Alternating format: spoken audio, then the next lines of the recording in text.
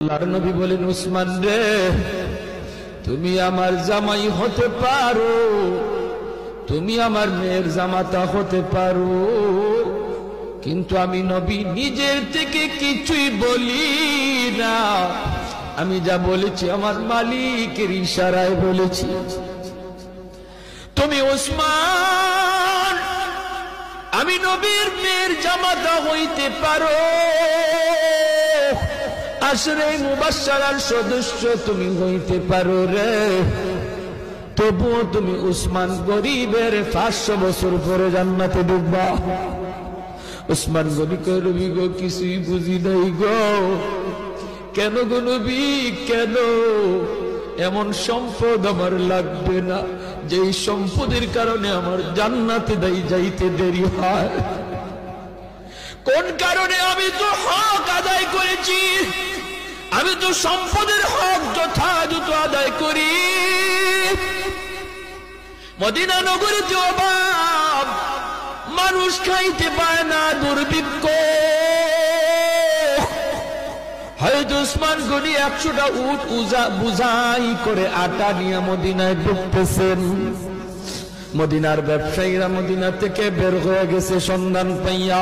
রাস্তায় যায়, উসমান, আটাগুলি আমাদের কাছে তুমি বিক্রি করো, আমরা মদিনার বাজারে নিয়ে একটু ব্যবসা করব।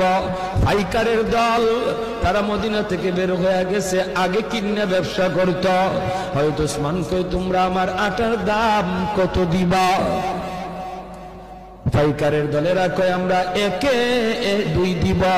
তুমি যেটা 1 টাকা দিয়ে কিনছো আমরা 2 টাকা দেব, 2 গুণ বেশি দিব।